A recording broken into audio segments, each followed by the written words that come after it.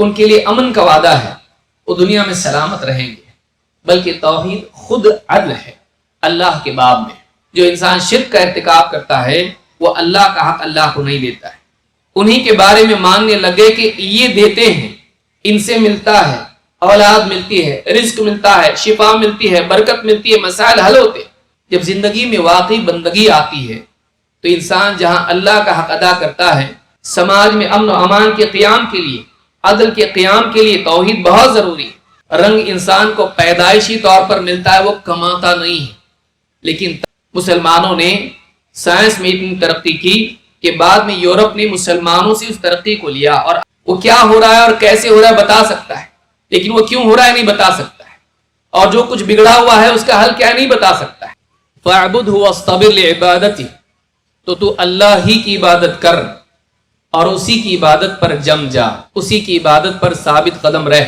هل تعلم له سميا، کیا تو اس کا ہم نام کسی اور کو جانتا ہے؟ ابن عباس رضی اللہ تعالیٰ عنہ فرماتے ہیں، کیا تو اس کے لیے کوئی مثیل اور اس جیسا کسی اور کو جانتا ہے؟ یہ وہ آیت ہے جس میں اللہ رب العالمین نے توحید کا بیان کیا ہے۔ 3 باتیں اس آیت میں بیان ہوئی ہیں، اور یہ تینوں چیزیں توحید ہے۔ 1، اللہ کے سوا کوئی رب نہیں، 2، اللہ کے سوا کوئی عبادت کے لائق نہیں، اور 3، اللہ کی طرح کوئی نہیں۔ اللہ تعالیٰ اپنے اسماء میں، اپنی صفات میں کامل ہے، تمام عیوب سے پاک ہے، اور اللہ جیسا کوئی نہیں، نہ اس کے اسماء میں، نہ اس کی صفات میں، نہ کسی اعتبار سے۔ ان 3 باتوں کے ماننے کو توحید کہتے ہیں، کہ اللہ ہی کو رب مانا جائے، اللہ ہی کو معبود مانا جائے، اور اللہ کو اپنی صفات میں، اس کے اسماء میں منفرد مانا جائے۔ قرآن کریم میں سورہ مریم کی آیت نمبر 65 میں اللہ تعالیٰ نے تینوں باتیں بیان کی، اور ان تینوں چیزوں کے جمع کرنے کا نام توحید ہے۔ آج جو ہمارا عنوان ہے وہ یہ کہ توحید انسان کی زندگی میں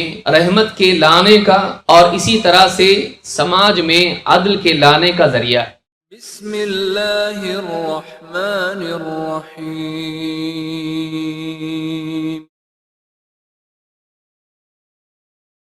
ان الحمد للہ نحمده ونستعینه ونستغفره ونعوذ باللہ من شرور انفسنا ومن سیئات اعمالنا، من يهده الله فلا مضل له ومن يضلل فلا هادي له، واشهد ان لا اله الا الله وحده لا شريك له، واشهد ان محمدا عبده ورسوله، اما بعد، فان خير الحديث كتاب الله، وخير الهدي هدي محمد صلی اللہ علیہ وعلى آلہ وسلم، وشر الامور محدثاتها، وكل محدثة بدعة، وكل بدعة ضلالة، وكل ضلالة في النار۔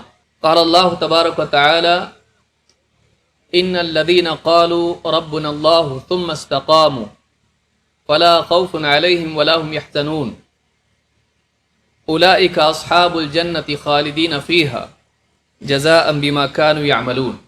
قابل احترام صدر اجلاس، امیر محترم فضیلت الشیخ اصغر علی امام مہدی حفظہ اللہ، امیر جمعیت صوبائی جمعیت اہل حدیث ممبئی کے امیر محترم فضیلت الشیخ عبدالسلام سلفی حفظہ اللہ، مجلس میں موجود موقر علماء کرام، ذمہ داران جمعیت، قریب و بعید سے آئے ہوئے میرے محترم دینی بھائیوں، نوجوان ساتھیوں اور قابل احترام اور بہن، اسلام اور رواداری اس عنوان کے تحت یہ عظیم الشان کانفرنس منعقد ہے۔ اللہ رب العالمین اس کانفرنس میں آنا، اس مجلس میں شریک ہونا قبول فرمائیں، اور ایسی دین مجالس میں ہم کو بارہا آنے کی توفیق عطا فرمائیں۔ توحید انسان کے لیے دنیا اور آخرت میں خیر و برکت کے حصول کا ذریعہ ہے۔ توحید اللہ تعالیٰ کی طرف سے انسان کے لیے ایک نعمت ہے جس کے بغیر انسان دنیا میں نہ سکون و چین پا سکتا ہے، نہ آخرت میں کامیاب ہو سکتا ہے، نہ فرد کی زندگی میں خیر آ سکتی ہے، نہ سماج میں خیر آ سکتی ہے۔ اللہ رب العالمین نے قرآن کریم میں فرمایا: ان الذین قالوا ربنا اللہ ثم استقاموا، جن لوگوں نے کہا کہ ہمارا رب اللہ ہے، پھر استقامت والا راستہ اپنایا، فلا خوف علیہم ولا هم یحزنون، ان پر نہ کوئی خوف ہے اور نہ وہ غمگین ہوں گے۔ اولئک اصحاب الجنت خالدین فیہا، یہ جنتی لوگ ہیں اور جنت میں ہمیشہ ہمیشہ رہیں گے۔ جزاء بما کانوا یعملون، یہ بدلہ ہے ان اعمال کا جو کرتے رہے۔ اس آیت میں اللہ رب العالمین نے ان لوگوں کی تعریف بیان کی ہے جو اللہ کو اپنا رب مانے اور پھر اپنے اس اقرار پر جمے رہے۔ جو اللہ کو اپنا رب مانے اور اس اقرار پر جمے رہیں، اللہ کے سوا دوسرے معبودوں کی طرف راغب نہ ہوں، اللہ کے ساتھ شرک نہ کریں، نہ اللہ کی ربوبیت میں، نہ اللہ کی الوہیت میں، اور نہ ہی اللہ کے اسماء و صفات میں۔ ایسے لوگوں کے لیے اللہ تعالیٰ کی طرف سے بشارت ہے کہ اللہ تعالیٰ آخرت کی دنیا میں انہیں خوف اور غم سے دور کر دے گا، محفوظ کر دے گا، نہ ان پر کوئی مستقبل کے اعتبار سے خوف ہوگا اور نہ ماضی کا غم ان کی خوشی کو برباد کرے گا۔ اور جنت میں داخل کیے جانے کے بعد یہ جنت میں ہمیشہ ہمیشہ رہیں گے۔ اللہ تعالیٰ کی طرف سے یہ وعدہ ان لوگوں کے لیے ہے جو اللہ کو رب مان کر اس اقرار پر جمے رہیں۔ اللہ کو رب مانا ہے تو اللہ ہی کو معبود مانے۔ توحید کیا ہے؟ توحید اللہ ہی کو رب ماننے، اللہ ہی کو معبود برحق ماننے، اور اللہ تعالیٰ کو اللہ کی صفات میں، اس کے اسماء میں منفرد ماننے کا نام ہے۔ قرآن کریم میں اللہ تعالیٰ فرماتا ہے رب السماوات والارض وما بینہما فاعبدہ واصطبر لعبادتہ هل تعلم له سمیہ۔ اللہ تعالیٰ رب ہے آسمانوں کا، زمین کا، اور ان دونوں کے درمیان جو کچھ ہے سب کا۔ فاعبدہ واصطبر لعبادتہ، تو اللہ ہی کی عبادت کر اور اسی کی عبادت پر جم جا، اسی کی عبادت پر ثابت قدم رہ۔ هل تعلم له سمیہ، کیا تو اس کا ہم نام کسی اور کو جانتا ہے؟ ابن عباس رضی اللہ تعالیٰ عنہ فرماتے ہیں کیا تو اس کے لیے کوئی مثیل اور اس جیسا کسی اور کو جانتا ہے؟ یہ وہ آیت ہے جس میں اللہ رب العالمین نے توحید کا بیان کیا ہے۔ تین باتیں اس آیت میں بیان ہوئی ہیں اور یہ تینوں چیزیں توحید ہیں۔ ایک، اللہ کے سوا کوئی رب نہیں۔ دو، اللہ کے سوا کوئی عبادت کے لائق نہیں۔ اور تین، اللہ کی طرح کوئی نہیں۔ اللہ تعالیٰ اپنے اسماء میں، اپنی صفات میں کامل ہے، تمام عیوب سے پاک ہے، اور اللہ جیسا کوئی نہیں، نہ اس کے اسماء میں، نہ اس کی صفات میں، نہ کسی اعتبار سے۔ ان تین باتوں کے ماننے کو توحید کہتے ہیں کہ اللہ ہی کو رب مانا جائے، اللہ ہی کو معبود مانا جائے، اور اللہ کو اپنی صفات میں، اس کے اسماء میں منفرد مانا جائے۔ قرآن کریم میں سورہ مریم کی آیت نمبر 65 میں اللہ تعالیٰ نے تینوں باتیں بیان کی ہیں، اور ان تینوں چیزوں کے جمع کرنے کا نام توحید ہے۔ آج جو ہمارا عنوان ہے وہ یہ کہ توحید انسان کی زندگی میں رحمت کے لانے کا اور اسی طرح سے سماج میں عدل کے لانے کا ذریعہ ہے، بلکہ توحید عین اللہ تعالیٰ کی رحمت ہے، اور توحید ہی کے ذریعے سے توحید اللہ کے باب میں سب سے بڑا عدل ہے۔ اس بات کو سمجھنے کے لیے کچھ باتیں دیکھنا ضروری ہے۔ اللہ تعالیٰ قرآن کریم میں فرماتا ہے وَرَحْمَتِي وَسِعَتْ كُلَّ شَيْءٍ، میری رحمت ہر چیز کو اپنے گھیرے میں لیے ہوئے۔ فَسَأَكْتُبُهَا لِلَّذِينَ يَتَّقُونَ وَيُؤْتُونَ الزَّكَاةَ وَالَّذِينَ هُمْ بِآيَاتِنَا يُؤْمِنُونَ، تو ان قریب یقیناً میں اسے ان لوگوں کے لیے لکھ دیے دیتا ہوں جو بچتے ہیں اور زکوٰۃ ادا کرتے ہیں اور جو ہماری آیتوں پر ایمان رکھتے ہیں۔ اس آیت میں اللہ رب العالمین نے اپنی رحمت کا وعدہ ان لوگوں کے لیے کیا ہے جو 3 کام کریں۔ نمبر 1 جو بچیں، 2 جو زکوٰۃ ادا کریں، اور 3 جو اللہ کی آیتوں پر ایمان رکھیں۔ ابن عباس رضی اللہ تعالیٰ عنہما اس آیت کی تفسیر میں فَسَأَكْتُبُهَا لِلَّذِينَ يَتَّقُونَ، میں اپنی رحمت کو ان لوگوں کے حق میں لکھ دیے دیتا ہوں جو بچتے ہیں۔ اس کی تفسیر میں کہتے ہیں کس چیز سے بچتے ہیں؟ کہتے ہیں شرک سے بچتے ہیں، یعنی الشرک۔ امام ابن جریر الطبری نے اس کو روایت کیا ہے۔ اس آیت سے معلوم ہوتا ہے کہ جو لوگ شرک سے بچنے والے ہیں یہ اللہ تعالیٰ کی رحمت کے حقدار ہوتے ہیں۔ اسی طرح سے دوسری بات بیان کی گئی کہ جو زکوٰۃ ادا کرتے ہیں۔ ابن کثیر رحمۃ اللہ علیہ فرماتے ہیں اس آیت کی تفسیر میں کئی اقوال ہیں۔ ایک، زکوٰۃ ادا کرتے ہیں سے مراد واقعی مال کی زکوٰۃ ادا کرتے ہیں۔ دوسرا قول یہ ہے کہ اپنے نفس کی زکوٰۃ ادا کرتے ہیں، یعنی اپنے نفس کو گندگی سے، برے اخلاق سے، برائیوں سے پاک کرتے ہیں۔ ابن کثیر رحمۃ اللہ علیہ فرماتے ہیں چونکہ یہ آیت مکی ہے اس لیے یہ دونوں قسم کی زکوٰۃ کو شامل ہے کہ ایسے بندے جو اپنے مال کو بھی زکوٰۃ دے کر پاک کرتے ہیں اور اپنے نفس کو بھی گندگیوں سے، برے اخلاق سے، باطل عقائد سے پاک کرتے ہیں۔ تیسری بات جو بیان ہوئی ہے والذین هم بآیاتنا یؤمنون، وہ لوگ جو ہماری آیتوں پر ایمان رکھتے ہیں۔ اللہ تعالیٰ نے جو بھی باتیں قرآن کریم میں بیان کی ہیں ان پر ایمان رکھتے ہیں۔ نبی کریم صلی اللہ علیہ وسلم کے معجزات اور پچھلے نبیوں کی ساری باتیں جو قرآن کریم میں یا احادیث میں بیان ہوئی ہیں ان تمام باتوں پر ایمان رکھتے ہیں۔ اللہ کی نشانیاں جو قرآن کریم میں بیان ہوئی ہیں یا معجزات ہیں ان پر ایمان لاتے ہیں۔ 3 کام جو لوگ کرتے ہیں اللہ تعالیٰ نے یہاں فرمایا کہ میری رحمت میں ان لوگوں کے لیے لکھ دیتا ہوں جو بچنے والے ہیں۔ اس آیت سے معلوم ہوتا ہے کہ جو لوگ توحید کا اہتمام کریں، شرک سے بچیں، وہ اللہ تعالیٰ کی رحمت کے حقدار بنتے ہیں۔ اللہ کی رحمت کا پانا توحید کا نتیجہ ہے، لیکن اسی کے ساتھ ساتھ جب زندگی میں واقعی توحید آتی ہے تو ایک انسان دوسروں کے لیے بھی رحمت والا بن جاتا ہے۔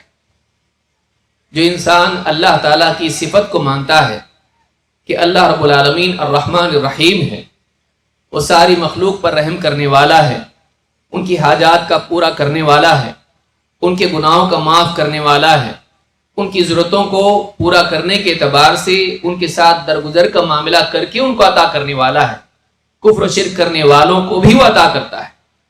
ایسا انسان جب زمین پر زندگی گزارتا ہے تو نہ صرف انسان بلکہ وہ جانوروں کے ساتھ بھی اچھا سلوک کرنے والا بنتا ہے۔ اللہ کے نبی صلی اللہ علیہ وسلم فرماتے ہیں الراحمون یرحمہم الرحمن، الراحمون یرحمہم الرحمن، رحم کرنے والوں پر رحمان رحم کرتا ہے۔ ارحموا من فی الارض یرحمکم من فی السماء، تم زمین والوں پر رحم کرو، آسمان والا تم پر رحم کرے گا۔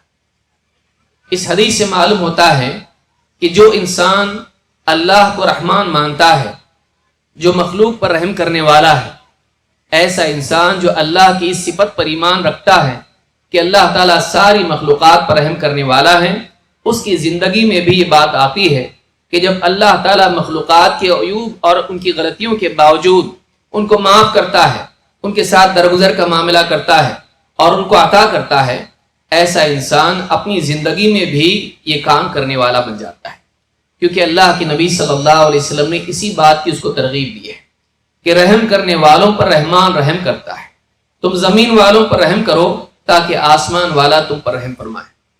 اس حدیث سے بات معلوم ہوتی ہے کہ جب صحیح معنوں میں انسان کو اللہ کی معرفت ہوتی ہے تو مخلوق کے لیے بھی خیر والا، رحم کرنے والا، معاف کرنے والا، درگزر کرنے والا بنتا ہے۔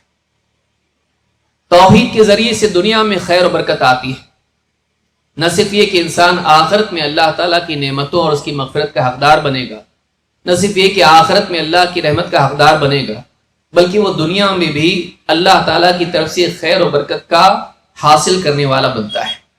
اللہ تعالیٰ قرآن کریم میں فرماتا ہے وَلَوْ أَنَّ أَهْلَ الْقُرَىٰ آمَنُوا وَاتَّقَوْا لَفَتَحْنَا عَلَيْهِمْ بَرَكَاتٍ مِّنَ السَّمَاءِ وَالْأَرْضِ، اگر یہ بستی والے ایمان لے آتے اور پرہیزگاری کا راستہ اختیار کرتے، گناہوں سے بچنے والی زندگی گزارتے، لَفَتَحْنَا عَلَيْهِمْ بَرَكَاتٍ مِّنَ السَّمَاءِ وَالْأَرْضِ، ہم ان کے لیے آسمان اور زمین سے برکت کے دروازے کھولتے، ہم ان کے لیے آسمان سے زمین سے برکتوں کے دروازے کھولتے تھے۔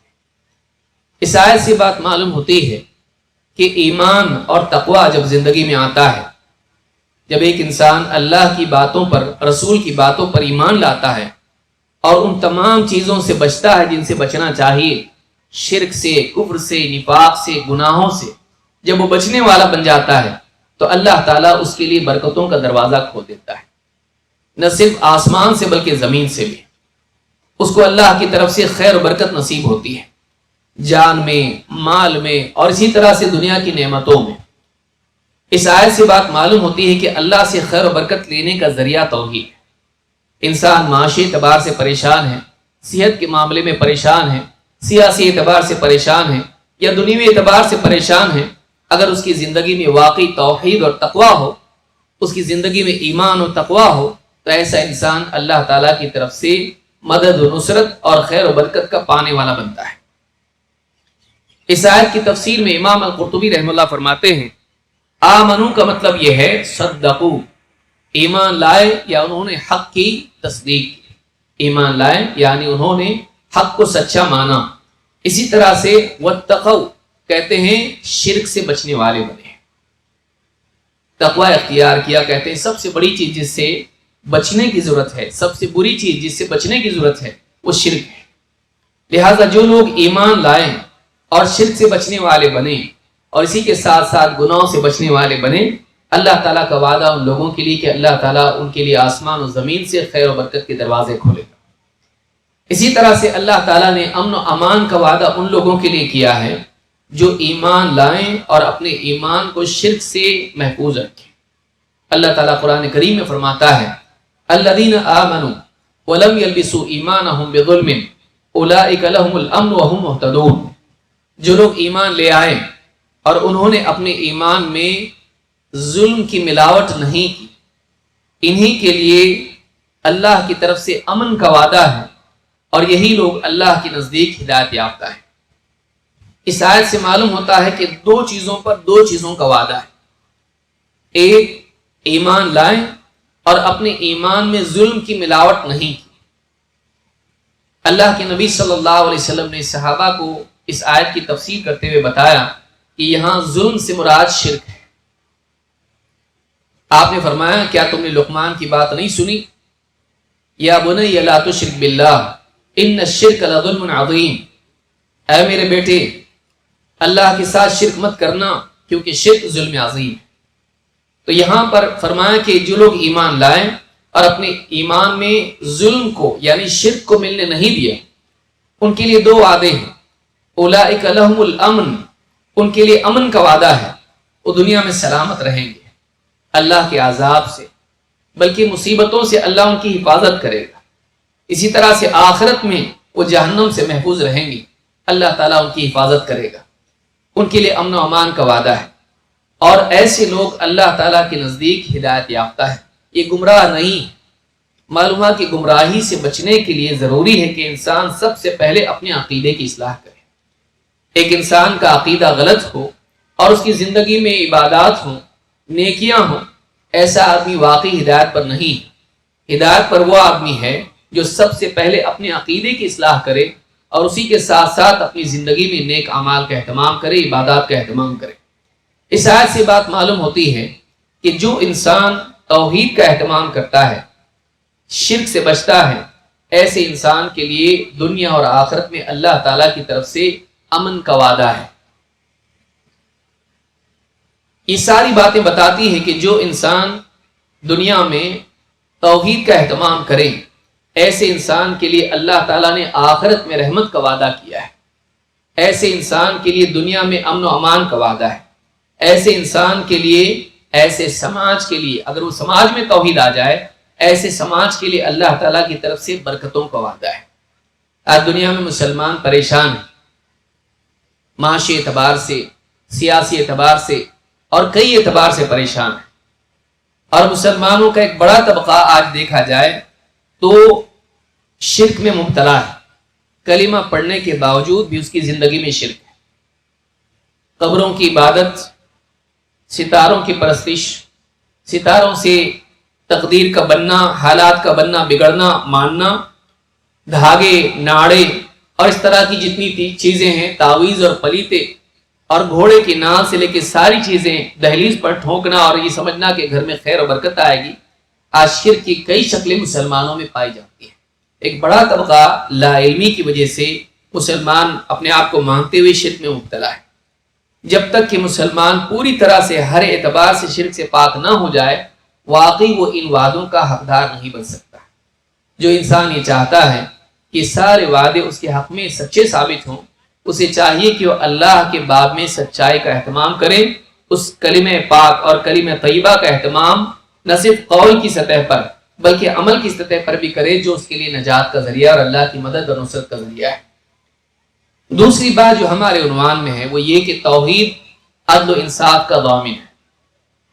توحید عدل و انصاف کے ضامن ہے، بلکہ توحید خود عدل ہے اللہ کے باب میں۔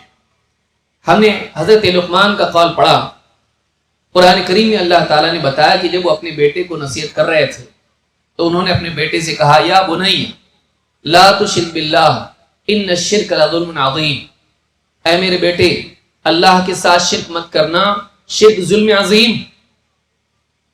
ظلم کیا ہے؟ ظلم حقدار کو اس کا حق نہ دینا ہے، حقدار کا حق ضائع کرنا، حقدار کو اس کا حق نہ دینا، یہ ظلم ہے۔ عدل یہ ہے کہ ہر حقدار کو اس کا حق دیا جائے۔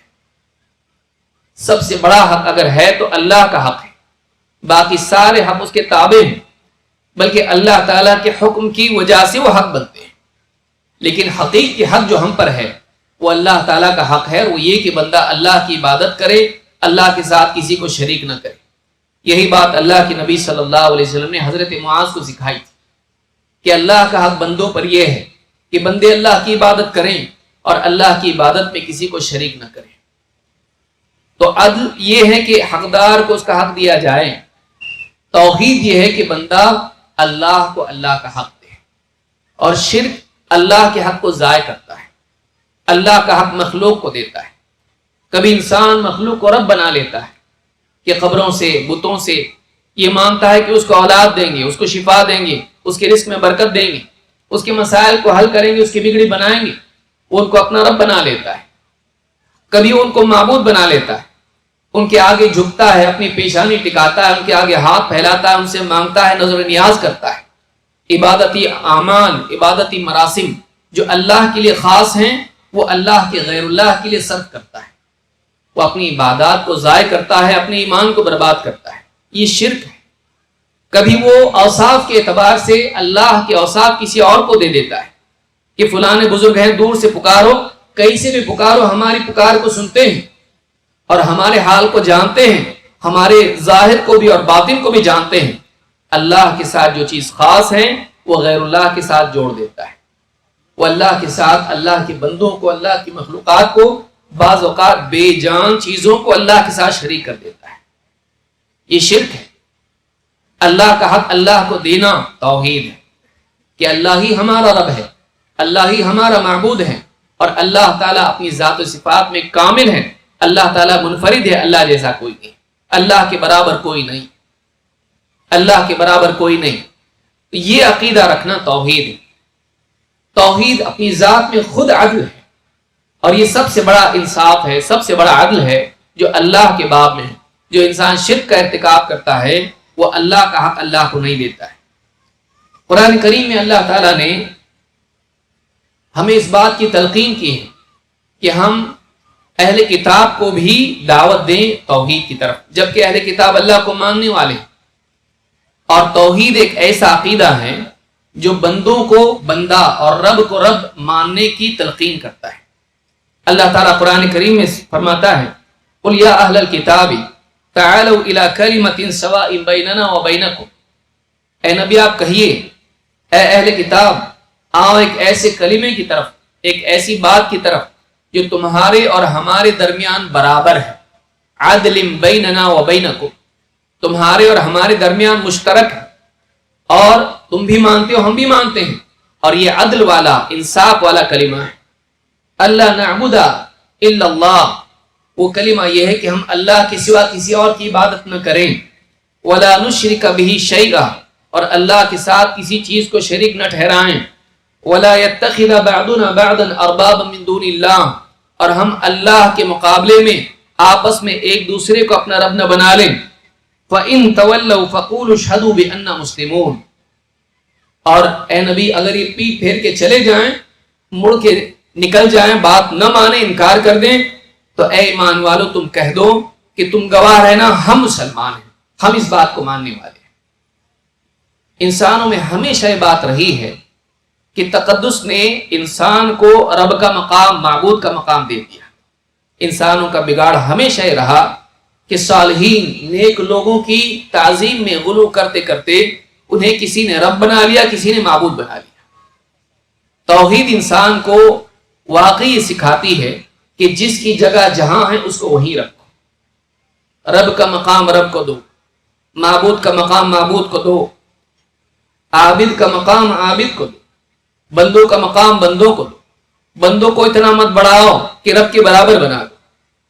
ہمیشہ سے اس طرح سے ہوتا رہا، نیک لوگ، مقدس اور بڑی شخصیات، نبی، رسول یا صالحین دنیا میں آئے، لوگ ان سے محبت کرتے، ان کی تعظیم کرتے، لیکن ان کی تعظیم اتنے زیادہ بڑھ گئے کہ انہوں نے ان کو اللہ کے حق میں شریک کر دیا۔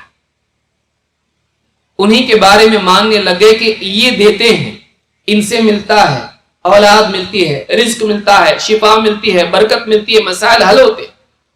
توحید انسان کو یہ سکھاتی ہے بندہ بندہ ہے، بندے کو اللہ کے ساتھ شریک نہیں کیا جائے گا۔ توحید انسان کو عدل سکھاتی ہے کہ اللہ کا مقام اللہ کو دو اور بندوں کو بندوں کی جگہ پر رکھو۔ توحید سماج کے اندر ایک بہت بڑے بگاڑ کو دور کرتی ہے، وہ شخصیت پرستی ہے۔ شخصیت پرستی کی وجہ سے انسان حق کو نہیں مانتا ہے، شخصیت پرستی کی وجہ سے انسان مخلوق کو خالق کا مقام دے دیتا ہے اور بگاڑ کا شکار ہو جاتا ہے، اور آج ساری دنیا اس کے نقصان کو دیکھتی ہے۔ تو توحید بندوں کو ان کے مقام پر رکھ کر خالق کو اس کا مقام دیتی ہے۔ اسی طرح سے توحید بندوں کے حقوق کی ضامن ہے۔ جب زندگی میں توحید آتی ہے تو بندہ لوگوں کا حق لوگوں کو دینے والا بنتا ہے۔ آپ دیکھیے قرآن کریم میں اللہ تعالیٰ نے 10 حقوق بیان کیے اور سب سے پہلے توحید کو ذکر کیا، کیونکہ یہ چیز اگر زندگی میں آ جائے باقی چیزیں بھی زندگی میں آ جائیں گی۔ اللہ تعالیٰ نے فرمایا وَاعْبُدُوا اللَّهَ وَلَا تُشْرِكُوا بِهِ شَيْئًا، اللہ کی عبادت کرو، اللہ کے ساتھ کسی کو شریک مت کرو، کسی چیز کو شریک مت کرو۔ وَبِالْوَالِدَيْنِ إِحْسَانًا، اور والدین کے ساتھ احسان کا سلوک کرو۔ وَبِذِي الْقُرْبَى، اور قریبی رشتہ داروں سے اچھا سلوک کرو۔ وَالْيَتَامَى وَالْمَسَاكِينِ، یتیموں کے ساتھ، مسکینوں کے ساتھ اچھا سلوک کرو۔ وَالْجَارِ ذِي الْقُرْبَى، اور ایسا پڑوسی جو رشتہ دار بھی ہو اس کے ساتھ بھی اچھا سلوک کرو۔ وَالْجَارِ الْجُنُبِ، اور ایسا پڑوسی جو رشتہ دار نہ ہو اس کے ساتھ بھی اچھا سلوک کرو۔ وَالصَّاحِبِ بِالْجَنبِ، اور والصاحب بالجنب، وہ ساتھی جو پاس میں ہو، اس سے کئی لوگ مراد ہیں، بیوی، سفر کا مسافر جو ساتھ میں سفر کر رہا ہو یا ساتھ میں بیٹھنے والا، یہ تینوں لوگ اس میں شامل ہوتے ہیں۔ اور وابن السبیل، اور مسافر کے ساتھ اچھا سلوک کرو۔ وما ملکت ایمانکم، اور وہ بھی وہ غلام جو تمہارے دائیں ہاتھ کی ملکیت ہے، تمہارے مملوک، تمہارے غلام، ان سب کے ساتھ اچھا سلوک کرو۔ ان اللہ لا يحب من كان مختالا فخورا، اللہ تعالیٰ کسی ایسے شخص سے محبت نہیں رکھتا ہے جو بڑا مختال ہے، فخور ہے، چلنے میں اکڑ کے چلتا ہے، بولنے میں اکڑ کے بولتا ہے۔ اب دیکھیں یہاں پر کتنے لوگوں کے بارے میں بیان کیا گیا ہے۔ اللہ نے سب سے پہلے اپنا حق بیان کیا، اللہ کی عبادت کرو، اس کے ساتھ شریک مت کرو۔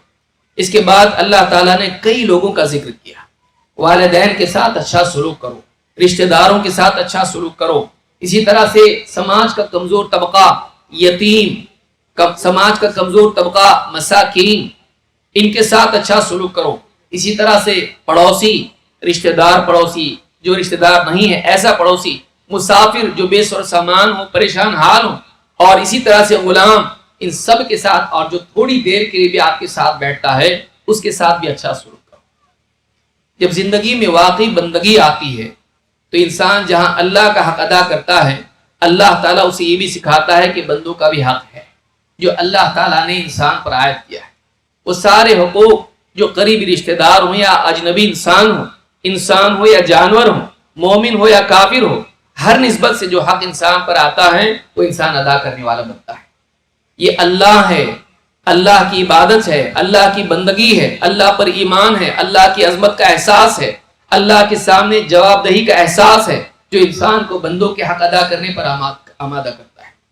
اگر اللہ کا خوف زندگی سے نکل جائے، اللہ کے محاسبے کا انسان کو کوئی فکر نہ ہو، تو انسان کسی کا حق کیوں ادا کرے گا؟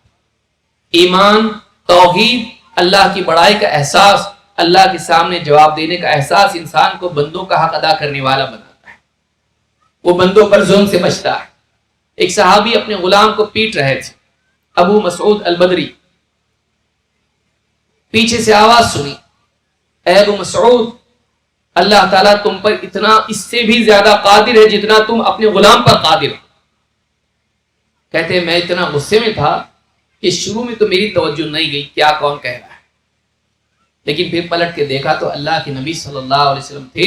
آپ کہہ رہے تھے اے ابو مسعود، اللہ تعالیٰ تم پر اس سے زیادہ قادر ہے جتنا تم اپنے اس غلام پر قادر ہو۔ تم اس پر قادر ہو، اس کی پٹائی تم کر رہے ہو، یہ کہیں بھاگ نہیں سکتا ہے، جو چاہے تم اس کے ساتھ کر سکتے ہو، اللہ اس سے زیادہ تم پر قادر ہے۔ اگر اس سے غلطی ہوئی تم سے بھی تو ہوتی ہے، تم اس کی غلطی پر اس کی پٹائی کر رہے ہو، اللہ تم کو بھی تو سزا دے سکتا ہے، اور جتنا تم اس پر قادر ہو اس سے زیادہ اللہ تم پر قادر ہے۔ کہتے جب میں نے سنا تو میرے ہاتھ سے لکڑی گر گئی، اور میں نے کہا اللہ کے رسول، یہ اللہ کی خاطر آزاد ہے۔ آپ دیکھیں ایک غلام ہے، غلطی پر اس کی پٹائی کر رہے ہیں، لیکن وہ کیا چیز ہے جو انہیں اس پٹائی سے اور اس کے ساتھ اس طرح کا معاملہ کرنے سے مانے بنتے؟ اللہ کا احساس۔ توحید جب زندگی میں آتی ہے، اللہ کا خوف جب زندگی میں آتا ہے، یہ احساس کہ اللہ ہر حال میں دیکھ رہا ہے، ہر بات کو سن رہا ہے، اور مجھے اللہ کے پاس جواب دینا ہے، یہ احساس انسان کو ظلم سے باز رکھتا ہے۔ بلا شبہ سماج کے اندر قانون ہونا چاہیے، لا اینڈ آرڈر ہونا چاہیے، پولیس ہونی چاہیے، عدالتیں ہونی چاہیے، حاکم ہونا چاہیے جو لوگوں کو ان کے گناہوں پر سزا دے۔ یہ ساری چیزیں اپنی جگہ ضروری ہیں سماج میں امن و امان کے قیام کے لیے، لیکن یہ باہر کی چیزیں ہیں، یہ وہاں تک چلتی ہیں جہاں CCTV نہ ہو، ثبوت نہ ہو، شواہد نہ ہو، جہاں اجالا ہو۔ لیکن جہاں انسان کے ہاتھ میں طاقت ہو، اقتدار ہو، جہاں کوئی دیکھنے والا نہ ہو، جہاں کوئی ثبوت نہ ہو، وہاں کون سی چیز انسان کو روکے گی؟ وہاں اللہ کا خوف انسان کو روکتا ہے۔ توحید قانون سے آگے بڑھ کر انسان کو گناہ سے روکنے والی، ظلم سے روکنے والی ثابت ہوتی ہے۔ توحید قانون سے آگے بڑھ کر ایک انسان کو اندر سے سماج میں ظلم و زیادتی سے باز رکھنے والی بنتی ہے۔ سماج میں امن و امان کے قیام کے لیے، عدل کے قیام کے لیے توحید بہت ضروری ہے۔ اللہ کا خوف اگر زندگی میں نہ ہو، اگر افراد کے، سماج کے دلوں میں، افراد کے دلوں میں اللہ کا خوف نہ ہو، اللہ کے دیکھنے کا، اللہ کے پکڑنے کا احساس نہ ہو، تو آپ سارے اسباب اختیار کر لیں، اگر سارا قانون اپنی جگہ پر ہو، ساری پولیس اپنی جگہ پر ہو، سب اپنی جگہ پر ہو، لیکن انسان کہیں نہ کہیں سے راستہ نکال لیتا ہے اپنے بچاؤ کا۔ لیکن اگر واقعی اللہ کا خوف ہو تو انسان غلطی سے رکتا ہے، انسان ظلم سے رکتا ہے۔ توحید سماج میں امن و امان کے قیام کے لیے بہت ضروری ہے، بلکہ توحید رنگ و نسل کی بنیاد پر ظلم و زیادتی سے روکتی ہے۔ کیوں؟ اس لیے کہ سب کا پیدا کرنے والا ایک، اور سب کو ایک ماں باپ سے اللہ نے پیدا کیا ہے۔ اللہ تعالیٰ قرآن کریم میں فرماتا ہے یا ایھا الناس، اللہ کے نبی صلی اللہ علیہ وسلم نے فرمایا یا ایھا الناس الا ان ربکم واحد وان اباکم واحد، اے لوگو تمہارا رب بھی ایک ہے اور تمہارا باپ ایک ہے، سب آدم علیہ السلام کی اولاد ہیں۔ الا لا فضل لعربی علی اعجمی، آپ صلی اللہ علیہ وسلم خود عربی ہیں، لیکن آپ اعلان کر رہے ہیں کسی عربی کو کسی اجمی پر، کسی عرب کو غیر عرب پر کوئی فضیلت حاصل نہیں، ولا لعجمی علی عربی، اور نہ کسی اجمی کو کسی عربی پر کوئی فضیلت حاصل ہے، ولا لاحمر علی اسود، اور کسی سرخ رنگ والے کو کسی کالے پر، کسی گورے کو کسی کالے پر کوئی فضیلت حاصل نہیں، ولا اسود علی احمر، اور کسی کالے کو کسی سرخ رنگ والے، کسی گورے پر کسی کو کوئی فضیلت حاصل نہیں، الا بالتقوی، ہاں مگر فضیلت حاصل ہو سکتی ہے تو تقوی کے ذریعے سے حاصل ہو سکتی ہے، صرف رنگ اور نسل کی بنیاد پر کوئی فضیلت نہیں۔ تاریخ کا آپ مشاہدہ کریں، مطالعہ کریں، بلکہ آج اپنے سماج کا، بلکہ پڑھے لکھے ملکوں کا آپ مشاہدہ کریں، آپ کو دکھائی دے گا کہ آج بھی وہاں پر رنگ و نسل کی بنیاد پر ظلم و زیادتی ہوتی ہے۔ یہ توحید ہے جو انسان کو یہ سکھاتی ہے کہ سب کا رب ایک ہے، سب آپس میں برابر ہیں، اور رنگ و نسل کی بنیاد پر کسی کو کوئی فضیلت نہیں ہے، اور فضیلت ہو سکتی ہے تو وہ دینداری کی بنیاد پر ہے۔ رنگ انسان کو پیدائشی طور پر ملتا ہے، وہ کماتا نہیں ہے، لیکن تقوی انسان کماتا ہے، یہ اس کا عمل ہے۔ انسان کو فضیلت اس کے عمل کی بنیاد پر ملتی ہے، پیدائش کی بنیاد پر نہیں۔ یہ اسلام کی عظمت ہے جس نے نہ صرف قول کی سطح پر، تعلیم کی سطح پر، بلکہ عملی سطح پر عرب میں یہ چیز نافذ کر دی۔ اس لیے آپ دیکھیں کہ مسجد نبوی کے مؤذن ایک حبشی کالے غلام بلال رضی اللہ تعالیٰ تھے، کہ اللہ کے نبی صلی اللہ علیہ وسلم نے یہ اونچا مقام ان کو دیا۔ کیوں؟ اس لیے کہ ان کے پاس دینداری تھی، ان کے پاس صلاحیت تھی، ان کی آواز اونچی تھی، اور یہ وہی آواز تھی جو مکہ کی گھاٹیوں میں ظلم و زیادتی کے باوجود احد احد کا نعرہ لگاتی تھی۔ اللہ کے نبی صلی اللہ علیہ وسلم نے جب مدینہ میں اذان دینے کا وقت آیا تو مسجد نبوی کا مؤذن ایک ایسے شخص کو بنایا جو حبشی تھا، غلام تھا، آزاد کیا ہوا، اور کالا تھا، بدصورت تھا۔ معلوم ہوا کہ اسلام میں کسی کو کسی پر اس طرح کی کوئی فضیلت حاصل نہیں جو رنگ و نسل کی بنیاد پر۔ یہ توحید کا کمال ہے کہ ایک اللہ کی عبادت، ایک اللہ سب کا رب ہے، اور ایک باپ کی ہم سب اولاد ہیں۔ اسلام ہم کو یہ سکھاتا ہے۔ اسی طرح سے آپ دیکھیں توحید مخلوق کو مخلوق کا درجہ دینا اور مخلوق کی بجائے خالق کی عبادت کرنا انسان کو سکھاتا ہے۔ سائنسی ترقی میں سب سے بڑی رکاوٹ کیا تھی؟ سائنسی ترقی میں سب سے بڑی رکاوٹ یہ تھی کہ انسان نے چیزوں کو اپنا معبود بنا لیا تھا۔ پیڑ، سورج، چاند، ستارے، ہر چیز کو انسان نے اپنا معبود بنا لیا تھا اسلام سے پہلے۔ بلکہ صحابی کہتے ہیں کہ جاہلیت میں حال یہ تھا کہ آدمی سفر میں جاتا اور اس کے پاس کوئی معبود نہیں ہوتا تو مٹی کا ڈھیر بنا لیتا، ریت کا ڈھیر بنا لیتا، اور اونٹنی کا دودھ اس پر دوہ لیتا، اس کو مضبوط کر کے پھر اس کا طواف کر لیتا۔ جہالت کا یہ حال تھا کہ ہر مخلوق نے معبود کا مقام لے رکھا تھا۔ اسلام نے مخلوق کو مخلوق کا بلکہ خادم کا مقام دیا اور بتایا کہ یہ اللہ نے تمہارے لیے پیدا کیا ہے اور تم کو اللہ نے اپنے لیے پیدا کیا ہے۔ تمہارا رب اور تمہارا معبود اللہ ہیں، یہ چیزیں نہیں۔ اسی لیے ابراہیم علیہ السلام نے آپ دیکھیں قوم سے کیا کہا، اتعبدون ما تنحتون، کیا تم ایسوں کو پوچھتے ہو جن کو تم اپنے ہاتھوں سے گھڑتے ہو؟ توحید انسان کو سکھاتی ہے کہ اللہ کی عبادت ہوگی اپنے ہاتھوں سے بنائی ہوئی مورتیوں کی نہیں۔ انسان اپنے ہاتھوں قبریں بنا لیتا ہے، اپنے ہاتھوں چیزیں بنا لیتا ہے اور پھر اسی کی عبادت کرنے لگ جاتا ہے۔ اسلام انسان کو بتاتا ہے، توحید انسان کو سکھاتی ہے کہ عبادت صرف اللہ کی ہوگی، عبادت صرف اور صرف اللہ کی ہوگی۔ یہ ساری مخلوقات اللہ کی محتاج ہیں اور تمہارے لیے خادم بنائی گئی ہیں۔ اللہ تعالیٰ نے قرآن کریم میں فرمایا، وَمِنْ آيَاتِهِ اللَّيْلُ وَالنَّهَارُ وَالشَّمْسُ وَالْقَمَرُ، اللہ کی نشانیوں میں سے ہیں رات، دن، سورج، چاند۔ لا تسجدوا للشمس ولا للقمر، تم سورج کو سجدہ مت کرو، تم چاند کو سجدہ مت کرو۔ واسجدوا للہ الذی خلقہن، بلکہ اس اللہ کو سجدہ کرو جس نے ان سب کو پیدا کیا ہے. ان کنتم ایاہ تعبدون، اگر واقعی تم اللہ کی عبادت گزار. اللہ کی نشانیاں ہیں رات دن، اللہ کی نشانیاں ہیں سورج چاند ستارے، یہ سب کے سب اللہ کی مخلوق ہے، اللہ کی نشانیاں ہیں.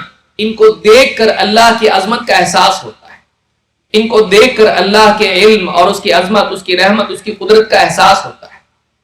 یہ خود معبود نہیں ہے بلکہ یہ اللہ تعالیٰ کی مخلوق ہیں جو اللہ نے تمہارے لیے پیدا کی ہے. لیکن انسان کی جہالت یہ ہے کہ جو انسان کے خادم کے طور پر پیدا کیا گیا ہے انسان اسی کو پوجنے لگتا ہے. یہ ناانصافی ہے.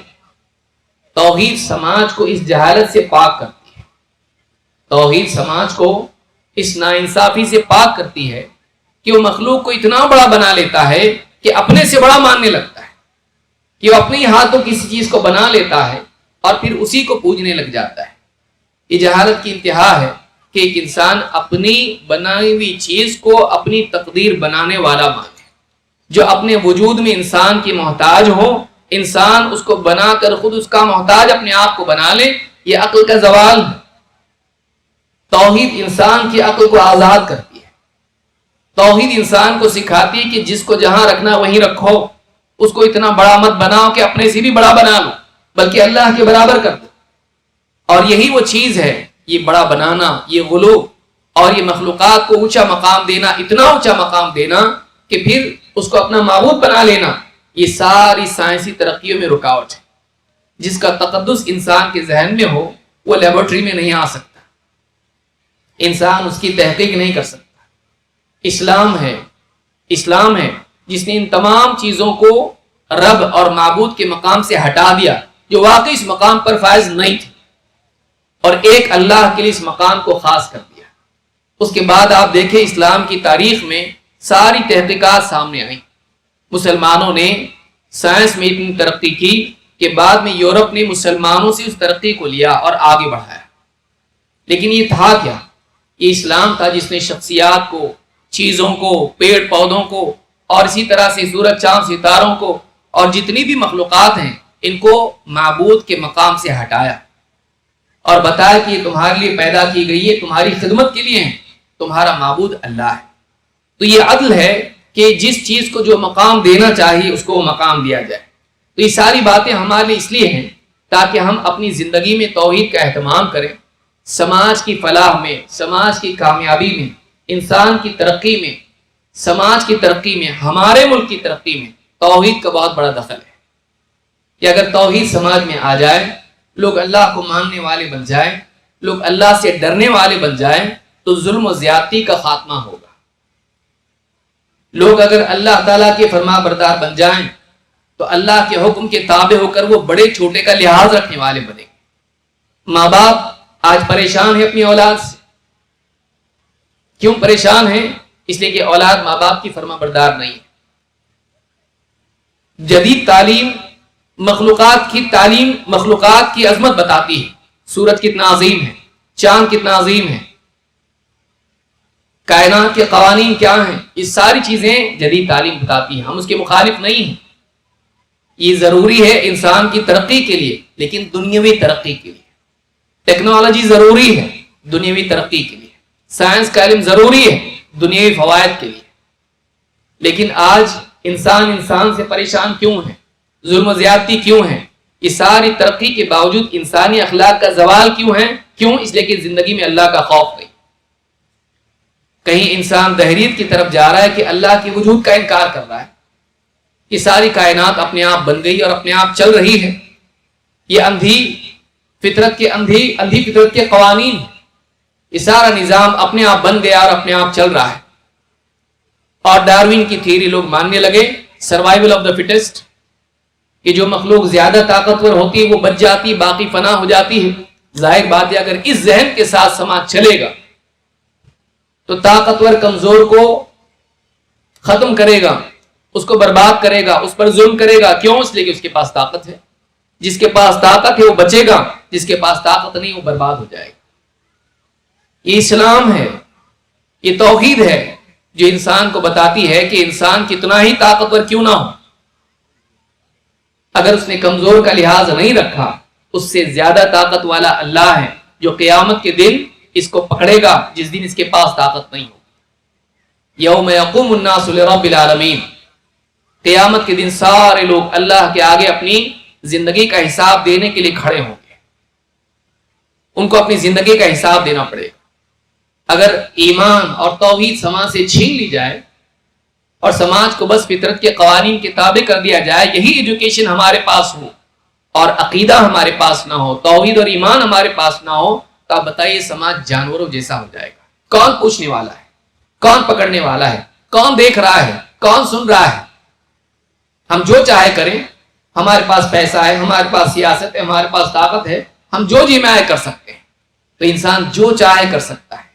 یہ توحید ہے جو سماج میں ظلم کا خاتمہ کر کے عدل کا قیام کرتی ہے، نہ صرف عدل بلکہ رحمت کا قیام کرتی ہے۔ اللہ تعالیٰ نے جہاں عدل کا حکم دیا ہے وہی رحمت کا بھی حکم دیا ہے، احسان کا حکم دیا ہے۔ تو ایک انسان جب توحید پر آتا ہے تو اس کی زندگی میں مخلوق کے ساتھ رحم کرنے کا معاملہ آتا ہے، وہ اللہ سے ڈرتا ہے طاقت کے باوجود۔ لہذا سماج میں عدل کے قیام کے لیے بہت ضروری ہے کہ جہاں ہم دنیاوی تعلیم کو آگے بڑھائیں، اسی کے ساتھ ساتھ ہم اللہ کا خوف زندگی میں آئیں، اس کے لیے تزکیہ نفس کا بھی اہتمام کریں، توحید کی تعلیم لوگوں کو دیں، اللہ کا خوف دلوں میں بٹھانے کی کوشش کریں۔ کائنات میں مخلوقات کی عظمت کو بتانے سے زیادہ کائنات کے بنانے والے کی عظمت کو بیان کرنے والے بنے۔ سائنس کے علم میں کائنات کی عظمت اور اس کے عجائبات بیان ہوتے ہیں، لیکن اسلام، توحید اور ایمان، قرآن و سنت میں اللہ کی عظمت بیان کی جاتی جس نے ان سب کو بنایا۔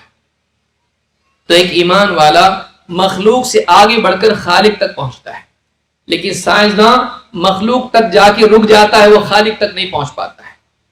یہی وجہ ہے کہ اس کے پاس سماج کے مسائل کا کوئی حل نہیں ہوتا ہے۔ وہ کیا ہو رہا ہے اور کیسے ہو رہا ہے بتا سکتا ہے، لیکن وہ کیوں ہو رہا ہے نہیں بتا سکتا ہے، اور جو کچھ بگڑا ہوا ہے اس کا حل کیا نہیں بتا سکتا ہے۔ یہ ایمان ہے، یہ قرآن ہے، یہ سنت ہے جو انسان کو بتاتی ہے کہ دنیا کیوں بنی، اس کا مقصد کیا ہے، دنیا میں جو ظلم زیادتی ہے وہ کیوں ہو رہا ہے، یہ آزادی کی وجہ سے، اور اس کا حل کیا ہے، اللہ کا خوف، تقوی اور اللہ کے آگے جواب دہی کا احساس، یہ اس کا حل۔ یہ اگر زندگی میں آئے گا، سماج میں خیر و برکت آئے گی، سماج سے ظلم کا خاتمہ ہوگا۔ توحید کے بغیر، اللہ کی بڑائی کے بغیر، اللہ کی عظمت کے احساس کے بغیر سماج سے ظلم کا خاتمہ نہیں ہو سکتا ہے، بہت مشکل ہے۔ وہاں ہو سکتا ہے جہاں تک قانون پہنچے، بہت ممکن ہے، لیکن اگر قانون کے ساتھ رشوت بھی مل جائے، قانون کے ساتھ سیاست مل جائے، قانون کے ساتھ دباؤ مل جائے، وہاں وہ ڈھیلا پڑ سکتا ہے، ممکن ہے، ضروری نہیں ہو لیکن ہو بھی سکتا ہے۔ ایسے موقع پر کیا، لیکن اللہ کا خوف ہو تو انسان کے ہاتھ میں اگر قانون کا قلم بھی ہو تو غلط بات نہیں لکھے گا، انسان کے ہاتھ میں اگر لاٹھی بھی ہو تو غلط آدمی پر نہیں برسے گی۔ یہ توحید ہے، یہ اللہ کا خوف ہے، یہ ایمان ہے، یہ اللہ کا ڈر ہے، یہ آخرت کا حساب کا احساس ہے جو سماج کو عدل و انصاف والا اور رحمت والا بناتا ہے۔ اللہ رب العالمین ہم سب کو توحید کے سیکھنے والے اور توحید کو سکھانے والے بنائیں، اور ہماری زندگی میں اللہ کا خوف جیسا ہونا چاہیے، اللہ تعالیٰ اس بات کی ہم سب کو توفیق عطا فرمائیں، ہم سب کے آنے کو قبول فرمائیں، اور ہم کو توحید کا داعی بن کر جینے اور مرنے کی توفیق عطا فرمائیں۔ اقول ھذا واستغفر اللہ لی ولکم۔